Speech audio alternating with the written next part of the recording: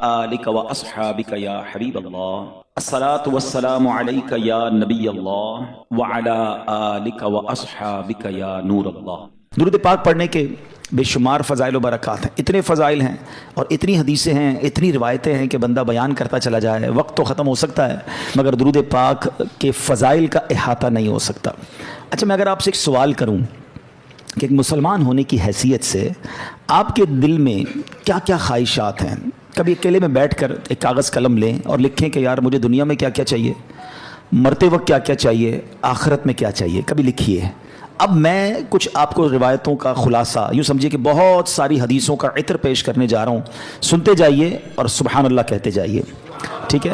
اگر آپ چاہتے ہیں کہ آپ کی عزتوں میں اضافہ ہو تو درود پاک پڑھیے، آپ چاہتے ہیں آپ کی ٹینشن دور ہو جائے تو درود پاک پڑھیے، آپ چاہتے ہیں مصیبتوں اور پریشانیوں سے نجات مل جائے تو درود پاک پڑھیے، آپ چاہتے ہیں آپ کی روزی میں برکت ہو جائے تو درود پاک پڑھیے، آپ کے گناہ معاف ہو جائیں تو درود پاک پڑھیے، آپ چاہتے ہیں ذلت اور رسوائی سے بچ جائیں تو درود پاک پڑھیے، مرتے وقت نبی پاک کا دیدار کرنا چاہتے ہیں تو درود پاک پڑھیے، بلکہ ایسے دیکھنا چاہتے ہیں کہ پیارے آقا اپنے ہاتھوں سے قبر میں اتار رہے ہیں تو درود پاک پڑھیے، قیامت کے دن نبی پاک کے ہاتھوں جام کوثر پینا چاہتے ہیں تو درود پاک پڑھیے، اور سنیے آقا کے ساتھ ساتھ جنت میں جانا چاہتے ہیں تو درود پاک پڑھیے، بار بار مدینے جانا چاہتے ہیں تو درود پاک پڑھیے، سنیے نبی پاک کا خواب میں دیدار کرنا چاہتے ہیں تو درود پاک پڑھیے۔ پنجابی میں کہتے ہیں نا ہن کچھ باقی رہ گیا ہے۔ اب مجھے بتائیے جتنی باتیں میں نے بتائی ہیں اس کے علاوہ کچھ باقی رہ گیا جو آپ کو زندگی میں چاہیے، مرتے وقت چاہیے، قیامت کے دن چاہیے، روزی میں برکت ہو، ٹینشن دور ہو جائیں، عزتیں بڑھتی رہیں، سکھ کی زندگی رہے، بار بار مدینے جاتا رہوں، پیارے آقا کا دیدار بھی ملے، مرتے وقت پیارے آقا کا دیدار ملے، جنت میں نبی پاک ساتھ لے جائیں، کچھ اور چاہیے؟ سب ہو گیا نا؟ یہ ہے درود پاک۔ یہ میں نے اپنی طرف سے نہیں بتایا، جو ماشاءاللہ علماء بیٹھے ان سے پوچھیں، تقریباً ہر جملے کے پیچھے کوئی روایت یا کوئی حدیث ہے۔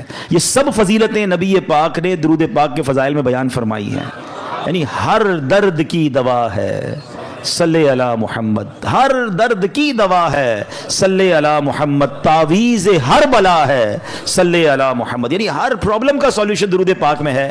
مگر پرابلم یہ ہے کہ ہم درود پاک پڑھتے نہیں ہیں، بہت زیادہ وقت ضائع کرتے ہیں، بہت ٹائم ضائع کرتے ہیں۔ نہ کریں ایسا، درود پاک کو تھام لیں، اس کو اپنی زندگی کا حصہ بنا لیں۔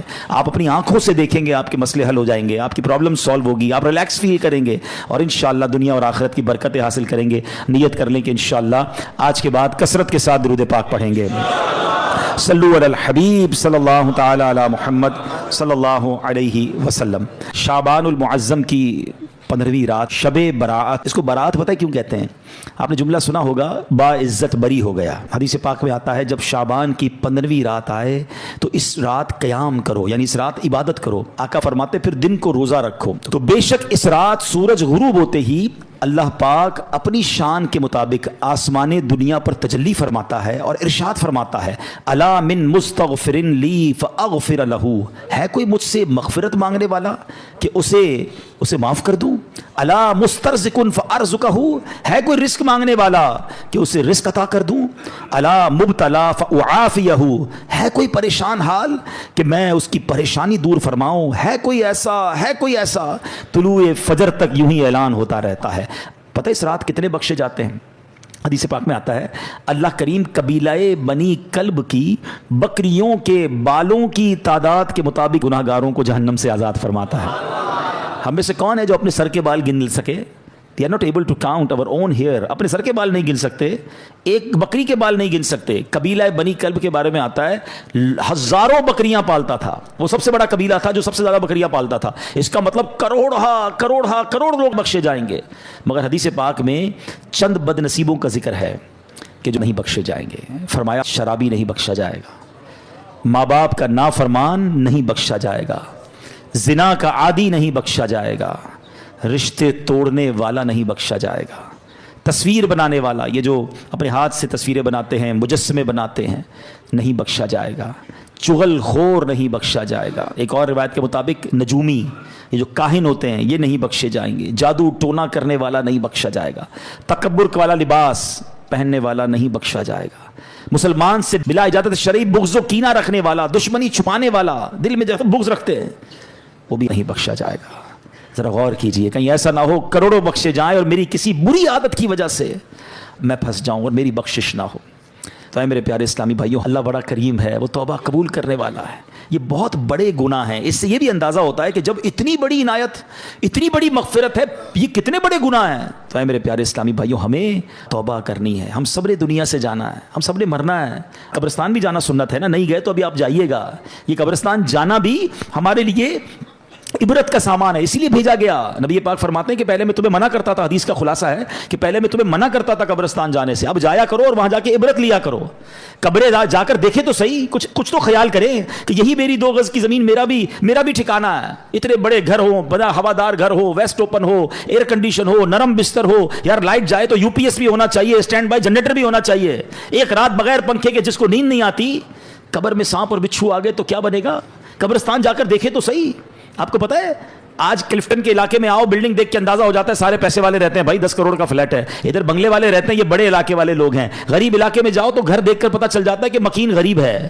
دنیا میں مکان دیکھ کر مکین کا اندازہ ہو جاتا ہے، قبرستان میں قبر دیکھ کر اندازہ نہیں ہوتا۔ ہر قبر کی الگ کہانی ہے، ہر قبر کی الگ سٹوری ہے۔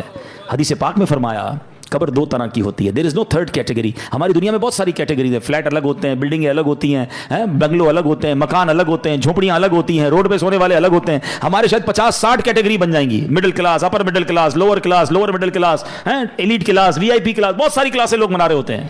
There is only 2 classes in the graveyard۔ سنو غور سے، قبرستان جاتے ہو نا، نبی پاک علیہ السلام فرماتے ہیں قبر 2 طرح کی ہوتی ہے۔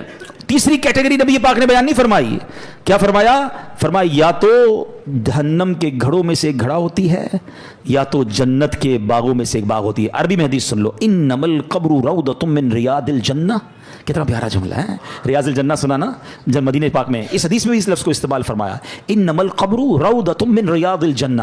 قبر جنت کے باغوں میں سے ایک باغ ہے، یا دیر از سیکنڈ آپشن، فرمایا او حفرۃ من حفر النار، یا جہنم کے گھڑوں میں سے ایک گھڑا۔ ایک سوال کرنا چاہتا ہوں، سچا جواب دینا، مجھے نہیں دینا، اپنے آپ کو دینا ہے۔ میں بھی اپنے آپ سے سوال کرتا ہوں، آپ سب بھی اپنے آپ سے سوال کریں، اور سچا ایمانداری والا جواب۔ آج میری موت ہو جائے، ہو تو سکتی ہے نا، آج تو بلکہ رات بھی وہی ہے جس میں لکھا جائے گا کہ اس رات کس نے جانا ہے۔ پتہ ہے ملک الموت کو ایک صحیفہ دے دیا جائے گا کہ اس رات اس بندے کی روح قبض کرنی ہے، مقام، time, every thing is decided.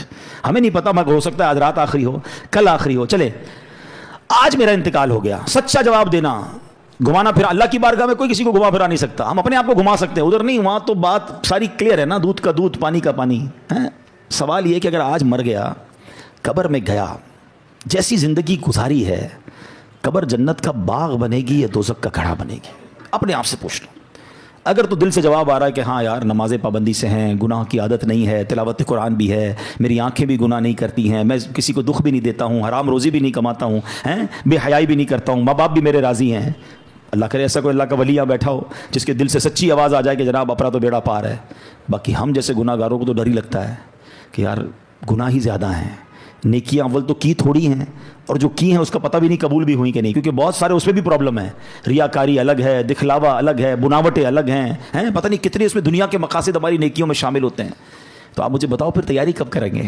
2 he categories ہیں نا، یا تو جنت کا باغ ہے یا دوزخ کا گھڑا۔ تو جنت کا باغ بنانے کی تیاری کب کرنی ہے ہم نے؟ ہمیں نہیں پتا اب کتنے دن رہ گئے ہیں۔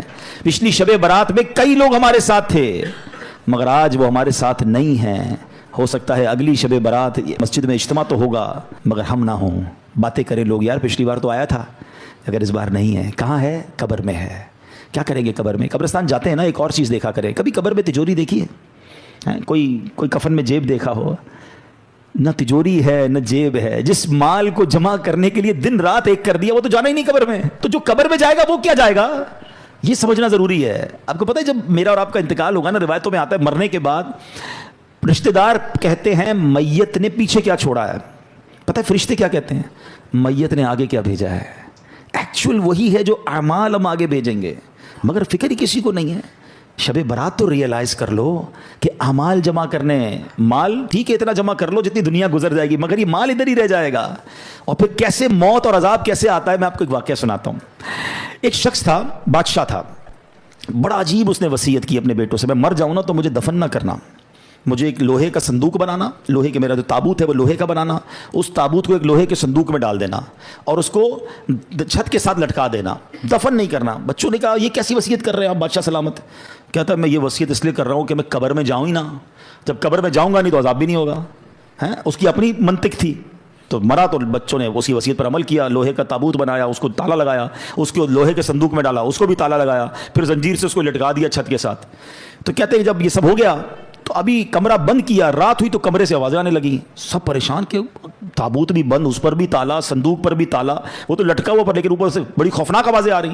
ڈرتے ڈرتے صندوق کھولا، تابوت کھولا تو دیکھ کر حیران رہ گئے کہ اس تابوت میں اس بادشاہ کی لاش کے اوپر ایک سانپ بیٹھا ہوا ہے، اس کے چہرے کو کاٹ رہا ہے، کوئی جگہ نہیں تھی، کوئی سوراخ نہیں تھا، وہ کیسے پہنچا اندر؟ سب حیران۔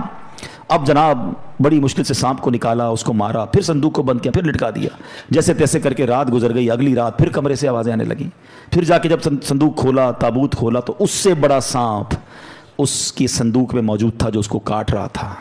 اللہ اکبر۔ پھر اس سانپ کو باہر نکالا، سانپ کو مارا، پھر تالا لگایا، پھر لٹکا دیا۔ اگلی رات پھر آوازیں، جب دیکھا تو پتہ چلا کہ اب تو اندر آگ بھڑک رہی ہے۔ اب بچوں کو سمجھ آ گئی کہ ہم کچھ بھی کر لیں یہ عذاب ہی ہے، اس سے چھٹکارا نہیں ہے۔ وہ بادشاہ کی لاش کو نکالا اور قبر میں دفنا دیا۔ اے میرے پیارے اسلامی بھائیوں، یہ سمجھنی ہے بات۔ ہو رہی ہے عمر بسلے برف کم، چپ کے رفتہ رفتہ دم بدم۔ برف والے کو بیچتے ہوئے دیکھا ہے؟ برف جس کے ہاتھ میں ہو اس کو بڑی ٹینشن ہوتی ہے۔ ایک بزرگ کہتے ہیں میں نے زندگی کا راز ایک برف والے سے سیکھا۔ ایک برف والا تھا، اب تو برف کم بکتی ہے مگر پہلے آج سے کچھ سال پہلے تو بڑی بکتی تھی، رمضانوں میں اب بھی بکتی ہوگی۔ تو وہ کیا کہتا ہے؟ اے وہ لوگوں اس پر رحم کرو جس کا سرمایہ پگھل رہا ہے، جلدی خرید لو ورنہ کیا ہوگا؟ پگھل جائے گا۔ کہتے میں نے جملہ سنا مجھے بات سمجھ آ گئی کہ میری زندگی بھی تو یہی ہے نا، ہم سب کی زندگی میں کوئی ایک برف کی ہمیں سب کو ایک بلاک دے دیا گیا، برف پگھل رہی ہے، کبھی بھی ختم ہو جائے گی، کسی کی کل ختم ہونی ہے، کسی کی مہینے میں ختم ہو جائے گی۔ تو شاعر کیا خوب بات سمجھا رہے ہیں، ہو رہی ہے عمر مثل برف کم، چپ کے رفتہ رفتہ دم بدم، سانس ہے ایک راہ روئے ملک عدم، دفعتن ایک روز یہ جائے گا تھم، ایک دن مرنا ہے آخر موت ہے، کر لے جو کرنا ہے آخر موت ہے، آخرت کی فکر کرنی ہے ضرور، جیسی کرنی ویسی بھرنی ہے ضرور، عمر ایک دن یہ گزرنی ہے ضرور، قبر میں میت اترنی ہے ضرور، ایک دن مرنا ہے آخر موت ہے، کر لے جو کرنا جو کرنا۔ ہاں لوگ کہتے ہیں میرا کوئی کچھ نہیں بگاڑ سکتا، ارے یہ تو زندگی موج کرنے کے لیے ملی ہے، میں تو ابھی بہت سارے پلان ہیں، میرے بڑے ارادے ہیں۔ شاعر کہتا ہے کر لے جو کرنا ہے آخر موت ہے، مرنا پڑے گا اور مرنے کے بعد اپنی کرنی کا پھل بھگتنا پڑے گا۔ یہ جو عالم برزخ ہے نا ہمیں نظر نہیں آتا، آپ کہتے ہیں ہم تو قبرستان جاتے ہیں کوئی چیخو پکار تو آتی نہیں، عذاب کی آواز، یہ اللہ کے راز ہوتے ہیں، اللہ کسی کسی کو دکھا دیتا ہے۔ قرآن کیا کہتا ہے؟ وَمِن وَرَائِهِمْ بَرْزَخٌ إِلَى يَوْمِ يُبْعَثُونَ، اور ان کے آگے ایک رکاوٹ ہے اس دن تک جس دن وہ اٹھائے جائیں گے۔ اب یہ موت سے قیامت تک کا جو عرصہ ہے نا، جب ہم مریں گے نا اور قیامت تک، یہ مٹی کے نیچے گزرا تو وہ قبر ہے، کسی کو شیر نے کھا لیا تو اس شیر کا پیٹ جو ہے نا وہ اس کے لیے قبر ہوگی، کوئی سمندر میں ڈوب گیا تو وہی قبر سمجھی جائے گی۔ تھوڑے دنوں پرانی بات ہے نا، $2.5 لاکھ دے کر گئے تھے نا سمندر کے اندر، ہیں کتنے پیسے خرچ کیے؟ کروڑوں روپے، ہزاروں فٹ نیچے گئے کیونکہ وہاں موت لکھی تھی، یعنی کروڑوں روپے خرچ کر کے اس جگہ پہنچے کہ جہاں موت لکھی ہوتی ہے، انسان پہنچتا ہے وہاں پر۔ ہاں ہمارا وقت بھی ڈیسائیڈڈ ہے، ہماری جگہ بھی ڈیسائیڈڈ ہے۔ ایک بار حضرت سلیمان علیہ السلام کا واقعہ ہے کہ آپ کے ساتھ ایک آپ کا ساتھی بیٹھا تھا، ملک الموت آئے۔ حضرت سلیمان کی ہواؤں پر بھی حکومت تھی، آپ کے چرند و پرند پر بھی حکومت تھی۔ تو ملک الموت آئے اور اس بندے کو بڑا گھور کے دیکھ رہے تھے۔ ملک الموت تو چلے گئے تو حضرت سلیمان نے کہا کہ پتہ یہ کون تھے؟ کہ کون تھے؟ کہ ملک الموت تھے۔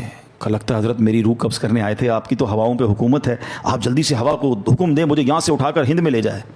تو آپ نے دعا کر دی، وہ بندے کو ہوا اڑا کے لے گئی۔ تھوڑے دنوں بعد ملک الموت پھر آئے۔ حضرت سلیمان علیہ السلام نے کہا تم اس دن کیوں گھور رہے تھے؟ کہا حضرت میں پریشان، میں اس لیے گھور رہا تھا کہ میرے پاس یہ لکھا ہوا تھا کہ تھوڑی دیر بعد مجھے اس بندے کی روح ہند میں قبض کرنی ہے، بندہ آپ کے پاس بیٹھا ہے۔ بات آئی سمجھ؟ دعا کر کے وہاں پہنچایا گیا، اور وہاں روح قبض کی گئی. وہ جملہ سنتے ہو نا, پہنچی وہیں پہ خاک جہاں کا خمیر تھا. ہم وہاں پہنچیں گے. یہ سمندر کے اندر گئے نہیں تھے, ان کو بلایا گیا تھا, ان کا وقت پورا ہوا تھا. جنہوں نے واقعہ پڑھا ہوگا, آج سے کچھ دنوں پرانی بات ہے, جہاز کے اندر کسی کی موت ہوتی ہے, کسی کی جنگل میں موت ہو جاتی ہے. ہم اللہ سے دعا کرتے ہیں ہمیں عافیت والی موت دینا. اے اللہ, ڈوبنے والی, پھٹنے والی ہیں, جانوروں کے ذریعے پرخچے اڑنے والی, بم دھماکے والی موت نہیں. اے اللہ, میں ایمان والی, عافیت والی, ہمارے مقدر میں مدینے والی موت لکھ دے. اے اللہ, جب آخری وقت آئے ہم مدینے پہنچ جائیں, آقا کے جلووں میں, آقا کے قدموں میں, روضہ رسول کو دیکھتے ہوئے, درود پاک پڑھتے ہوئے, عشق رسول میں روتے ہوئے ہمارا دم نکل جائے.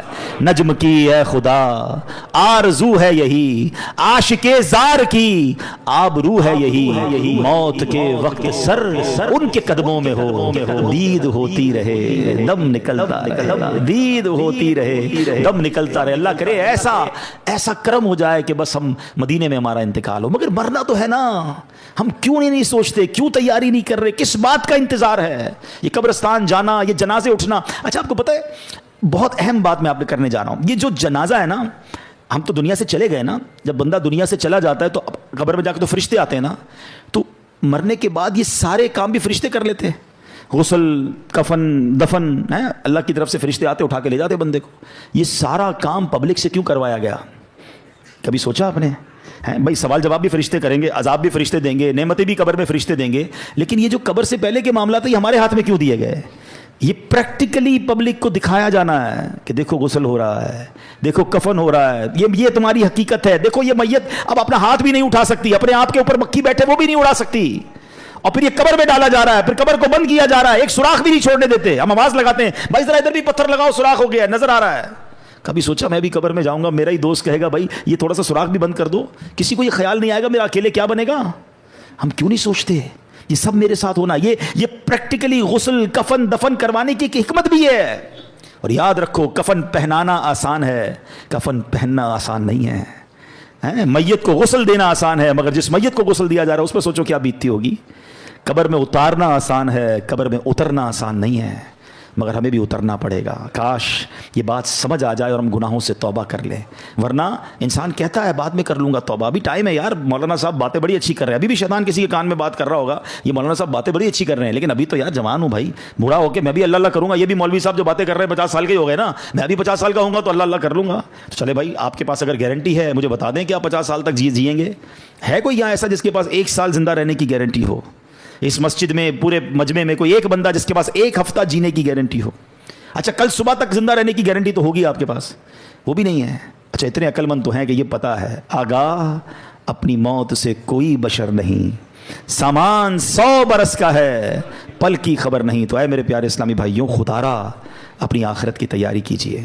صحابی رسول حضرت ابو ہریرہ رضی اللہ تعالیٰ عنہ فرماتے ہیں, ایک دن نبیوں کے نبی رسول ہاشمی صلی اللہ تعالیٰ علیہ وسلم نے یہ آیت پڑھی, وَمَنْ أَعْرَضَ عَنْ ذِكْرِي فَإِنَّ لَهُ مَعِيشَةً ضَنْكًا, اور جس نے میرے ذکر سے منہ پھیرا تو بے شک اس کے لیے تنگ زندگی ہے.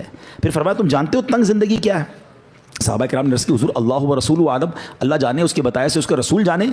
تو فرمایا اس سے مراد قبر کا عذاب ہے جو کافر کو دیا جائے گا.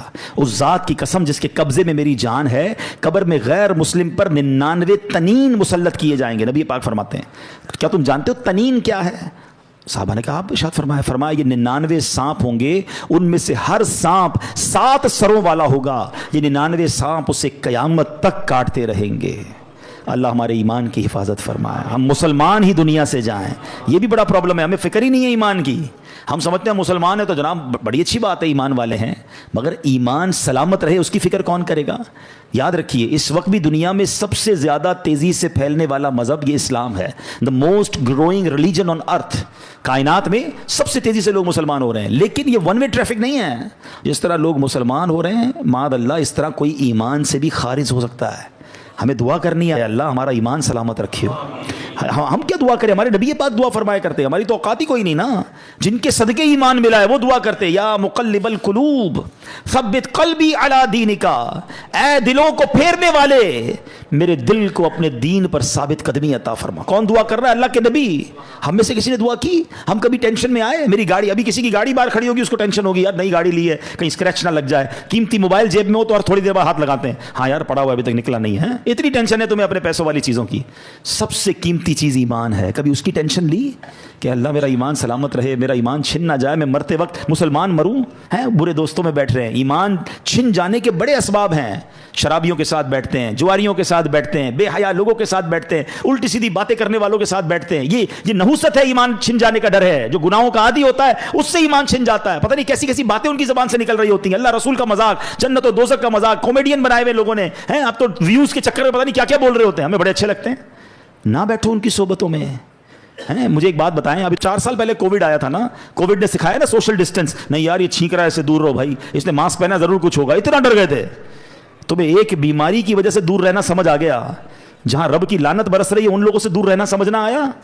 آج پتہ ہے کیا کہتے ہیں؟ کہتے ہیں میں شراب نہیں پیتا, دوست شراب پیتے, میں تو بیٹھتا ہوں. وہ جوا کھیلتے ہیں مجھے پتا ہے, لیکن میں بیٹھتا ہوں. وہ بری باتیں کرتے ہیں, میں نہیں کرتا, میں کیوں بیٹھتے ہو بھائی؟ آپ کو پتا ہے جہاں رب کی طرف سے لعنت برس رہی ہے ادھر بیٹھے ہوئے ہو. کیا مجھ پر عذاب الہی نہیں آ جائے گا؟ کیوں سمجھ نہیں آتی؟ 2 اور 2 4 والی باتیں. کسی بلڈنگ میں آگ لگ جائے, اس بلڈنگ میں رہتے ہیں ہم, یار نیچے آگ لگی ہے نا, اوپر تو نہیں لگی, پوری بلڈنگ خالی ہو جاتی ہے. آگ جہنم کی آگ لگی ہوئی, آپ ادھر بیٹھے ہوئے ہیں. اور ایک بار اور یاد رکھ لیں کہ جتنی برائیاں ہیں نا, بڑے ینگسٹر مجھے سن رہے ہیں, میرا یہ دعویٰ ہے, آپ جا کے چیک کر لو, کسی شرابی, کسی جواری, کسی چور, کسی ڈاکو, کسی بھی برے کام کرنے والے سے ایک بار پوچھ لو کہ بھائی یہ عادت کدھر سے ملی ہے. ایک بندہ نہیں کہے گا کہ امی نے سکھائی تھی, ابو نے سکھائی تھی. ابو نے کہا بیٹا آج تیری برتھ ڈے تو یہ تیرے کو چرس کا سگریٹ دے رہا ہوں. کسی کے ابو امی نے نہیں پلایا تھا. کدھر سے آئی ساری عادتیں؟ بتاؤ نا. برے دوستوں سے ہی آئی نا. اس کا مطلب 2 اور 2 4 والی بات ہے کہ بری صحبت ہی بندے کو برا بناتی ہے. ہم بری صحبت چھوڑنے کے لیے تیار ہی نہیں ہے. ہم نے تو دوست بھی وہ بنائے کہ نماز پڑھے تو مذاق اڑاتے ہیں ہمارا, اور مولوی بن گیا, کدھر جا رہا ہے بھائی, ٹھیک ہے جمعہ پڑھ لیتا ہے, بہت ہے, ہمیں وہی دوست اچھے لگتے ہیں. کیوں چاہیے مجھے وہ دوست, چاہیے کیوں؟ ہم کیوں نہیں سمجھ رہے یہ بات؟ ہم خود اپنے پیر پہ کلاڑی مار رہے برے لوگوں میں بیٹھ کر. ہمیں اگر واقعی نیک بننا ہے تو ہمیں نیک لوگوں کی صحبت اپنانی ہوگی. Simple is that. اچھی صحبت میں آئے, آپ کو اچھائی کرنے کا دل لگنا لگ گیا, آپ کا ذکر اللہ کا دل چاہ رہا ہے, آپ کا درود پاک پڑھنے کا دل چاہ رہا ہے, یہ اچھی صحبت کی برکت ہے. بالکل پریکٹیکلی فارمولا آ گیا نا. تو پلیز آج کچھ ڈیسائیڈ کرو یار, آج کچھ طے کرو. اگر دیکھیں آپ نے وہ 6 گناہگار 7 گناہگار سنے, شراب کا عادی نہیں بخشا جائے گا. اگر میرا کوئی اللہ نہ کرے کوئی بھائی ایسا بیٹھا ہے مجھے سن رہا ہے, شراب کی عادت ہے, خدا را توبہ کر لو. یہ کتنا بڑا گناہ ہے کہ شب برات بھی نہیں بخشے جائیں گے. لیکن اگر شرابی نہیں بیٹھا نا کوئی یہاں پر, شرابی کا دوست بیٹھا ہوگا, ایسی پارٹیوں میں جانے والا تو ضرور بیٹھا ہوگا. میں کیا کروں, دوست پیتے ہیں, کیا کریں. شادیوں, آج کل سنا ہے شادیوں میں کولڈ ڈرنک کی طرح شراب پی جاتی ہے. پھر اچھا صرف شراب نہیں, طرح طرح کے نشے چل رہے ہیں, ڈرگس چل رہے ہیں. میں نہیں کرتا, دوست کرتے, نہ جائیں. آپ پھر مبتلا ہو جائیں گے. نہیں بھی مبتلا ہوں گے تو ان پر تو لعنت برس رہی ہے. دیکھیں نا یہ کتنے بڑے مجرم ہیں کہ شب برات نہیں بخشے جائیں گے. پھر زنا کا عادی نہیں بخشا جائے گا. کتنا عام ہو گیا یہ بدکاری, اتنا آسان ہو گیا معاذ اللہ. اچھا لوگ کہتے ہیں پاکستان میں ذرا جاننے والے فلاں ملک چلتے ہیں, فلاں ملک چلتے ہیں. کیا کیوں جاتے ہیں بیرون ملک؟ لیکن آپ سوچئے, آپ اکیلے کسی ملک چلے بھی گئے, آپ نے اپنی پسند کا گناہ کر بھی لیا, رب تو دیکھ رہا ہے نا, اس کو کیا جواب دو گے؟ اور یہ کتنا بڑا گناہ ہے کہ آج زنا کا عادی نہیں بخشا جائے گا.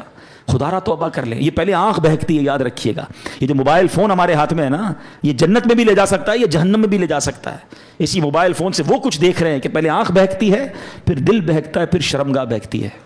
توبہ کریں. ایسی بے حیا دوستوں میں, بے حیا لڑکیوں سے دوستیاں, ان سے فون پہ بات چیت, ساری رات. کیا کر رہے ہیں بھائی, کیوں اپنی زندگی کو برباد کر رہے ہیں؟ اللہ کو کیا جواب؟ سب بخشے جائیں گے, کہیں ہم نہ رہ جائیں ان چیزوں سے. اچھا یہ پتہ کیوں؟ کیونکہ صحبت ہی وہی ہے نا. ہم بیٹھتے ہی ادھر گرل فرینڈ بوائے فرینڈ کی باتیں ہوتی ہیں, ادھر ذکر یہ ہو رہا ہوتا ہے. اب مجھے ایک بات بتائیں, رائٹ ناؤ کسی کے ذہن میں اس طرح کی بے حیائی کا خیال آ رہا ہے؟ کیوں نہیں آ رہا؟ آپ اچھی صحبت میں بیٹھے ہیں. دس از دا فارمولا. اگر آپ چاہتے ہیں, ہم کہتے ہیں یار میں کیسے بچوں گناہوں سے, actually this is the formula کہ آپ اپنی صحبتیں اچھی کر لیں. اچھے لوگوں میں بیٹھیں گے تو خوف خدا دل میں آئے گا, گناہ سے دور ہونے کا جی چاہے گا. پھر کون سا گناہ گار نہیں بخشا جائے گا؟ ماں باپ کا نافرمان. یہ کتنی بڑھ گیا یہ پرابلم. کتنا ماں باپ کے سامنے زبان چلاتے ہیں آج کا نوجوان, ماں باپ کو ڈانٹتے ہیں. وہ دن دور ہو گئے کہ ماں باپ بچوں کو ڈانٹیں. بچے شاؤٹ کر رہے ہیں ماں باپ پر, بلکہ یہ حال ہو گیا کہ ماں باپ ڈر رہے ہیں, اپنے بچوں سے بات کرنے میں ڈر رہے ہیں کہ یار بچے کو سمجھاؤں گا تو مجھ سے لڑے گا, بیٹی کو سمجھاؤں گی تو ماں کہتی بیٹی مجھ پہ چیخے گی. تف ہے اس اولاد پر کہ جس سے ماں باپ ڈر رہے ہیں. یاد رکھو حدیث پاک میں آتا ہے, جس سے اس کے ماں باپ راضی اس سے اس کا رب راضی.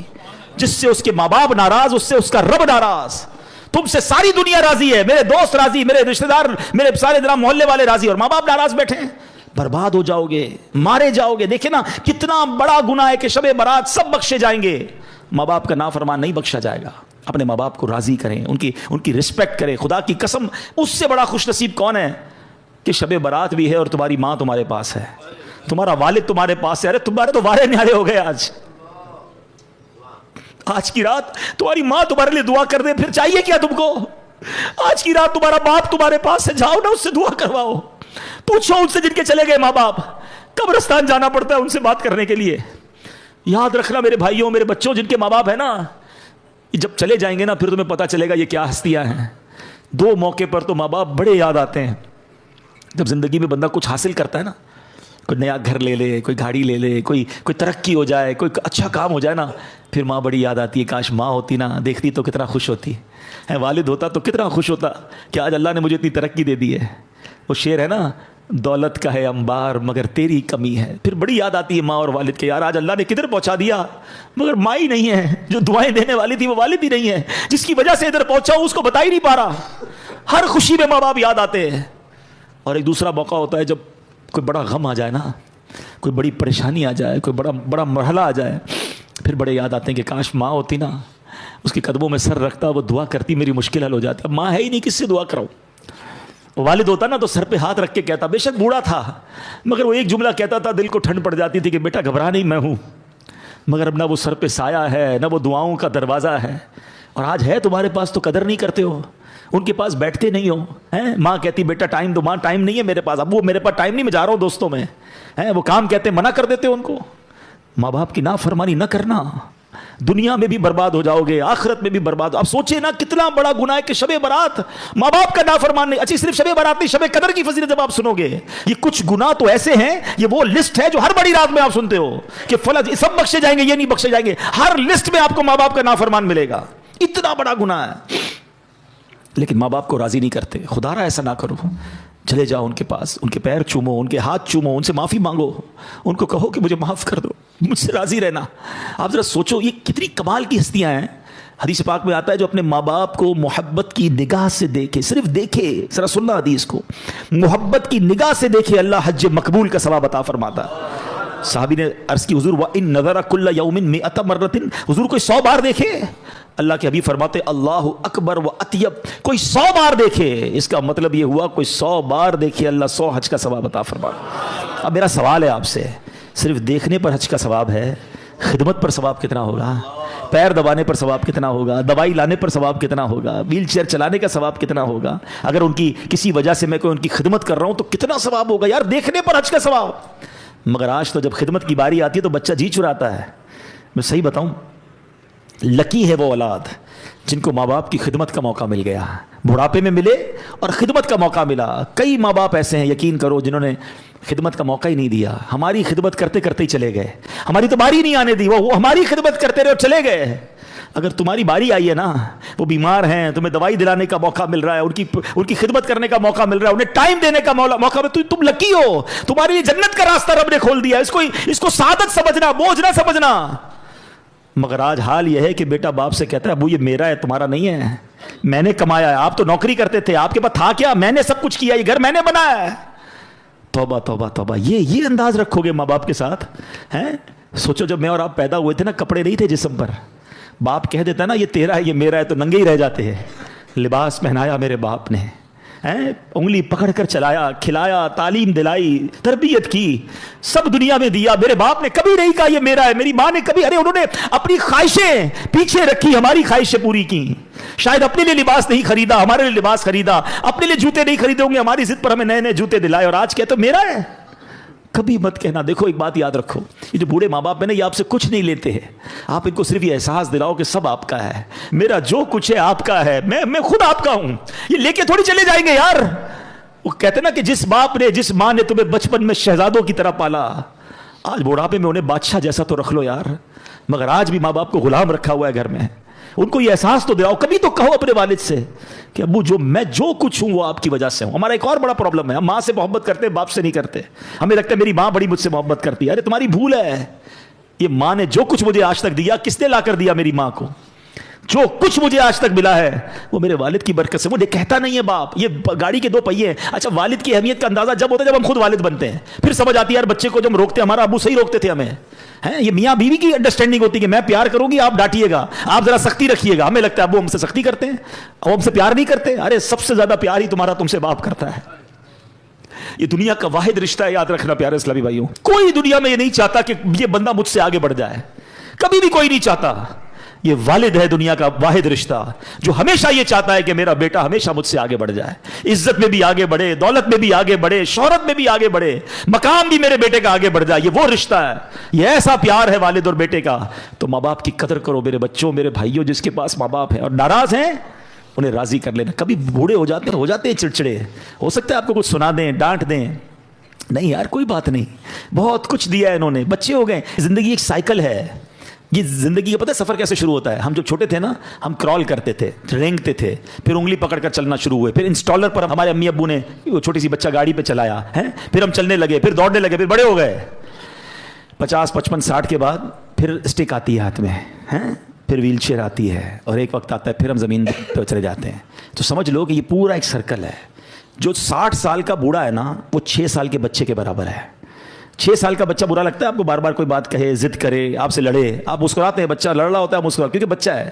آپ 60 سال کے بوڑھے کو پہلے 6 سال کا بچہ سمجھ لو، پھر آپ کو نہ ابو کی کوئی بات بری لگے گی، نہ ان کا ڈانٹنا برا لگے گا، نہ ان کا ضد کرنا برا لگے گا، نہ بار بار ریپیٹ کرنا برا لگے گا، نہ ان کو آپ ان کا کم سننا برا لگے گا۔ بھائی 6 سال کا بچہ بھی نہیں سمجھتا، 60 سال کا بوڑھا بھی نہیں سمجھتا، 70 سال کا ہو جائے سمجھ لو 5 سال کا بچہ ہو گیا، ایک سال کم کرتے جاؤ۔ انڈرسٹینڈنگ لیول آپ کو بڑا آسان دے رہا ہوں میں۔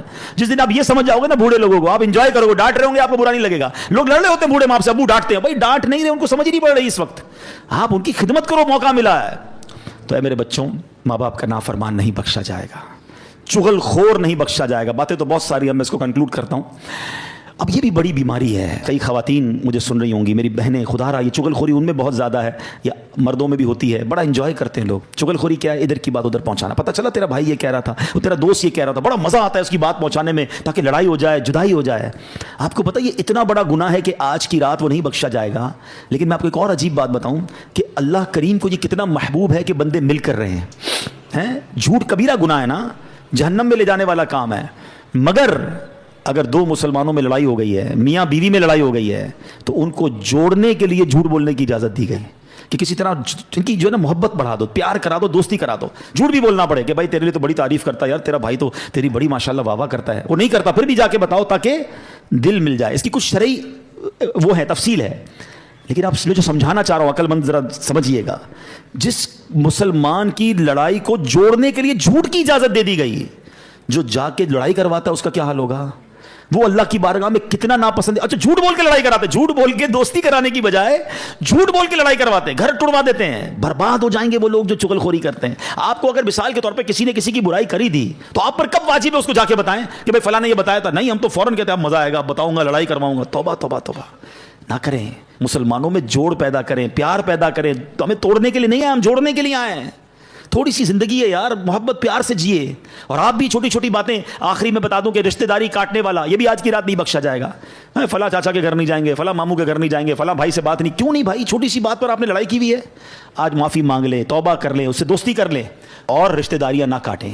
تو بہرحال میرے پیارے اسلامی بھائیوں، باتیں تو بہت ساری ہیں کرنے والی، مگر عرض یہی کرنا ہے، یہ رات بڑی مبارک رات ہے، گناہوں سے توبہ کریں، زندگی میں بدلاؤ لائیں، اچھی صحبتیں اپنائیں، بری صحبتوں سے اب اللہ سے وعدہ کریں کہ اب جو لائف ہے نا وہ میں اچھی گزاروں گا۔